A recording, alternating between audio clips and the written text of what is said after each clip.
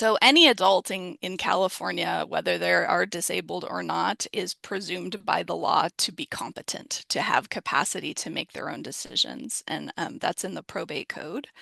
And so that presumption of competence means that for everyone, once you turn 18, you are managing your own confidential information.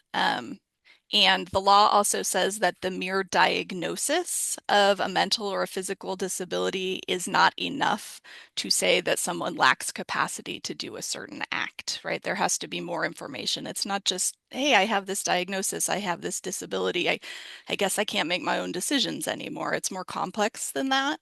Um, in the lead up to turning 18, parents should have conversations with their child and with their child's healthcare provider to find out what will happen and how they can continue to support their child if that's what their child wants. So there are lots of ways to document that someone wants help, assistance, or to delegate their decision making to someone else when they're an adult.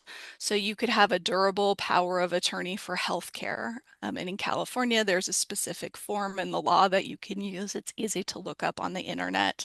And someone who has capacity can say, I would rather that my mom make these decisions for me. There are different categories on the form where you can say what sort of decision making you want them to have.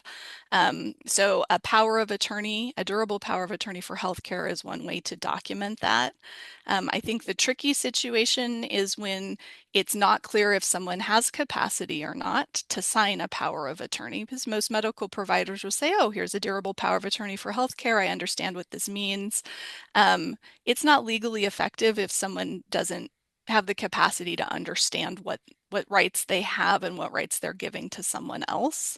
Um, but an adult can grant access to their medical records to any way they choose. If you have a child who you don't think has the capacity to understand their own medical care and make those kinds of decisions, you need to have a discussion with the healthcare provider about what kind of documentation they're going to require because it varies from practice to practice. Some doctors might be comfortable saying, I agree with you. I'm familiar with your child and I understand their background and situation and I've made a decision that they can't make these decisions on their own. So we're going to let you continue to have this access. Some doctors might say, well, if we don't have a form, we can't do anything about it. And then you get into the tricky situation of does this person have capacity to sign a durable power of attorney for healthcare, or um, do we need a court order saying who is going to have the discretion to make their medical decisions?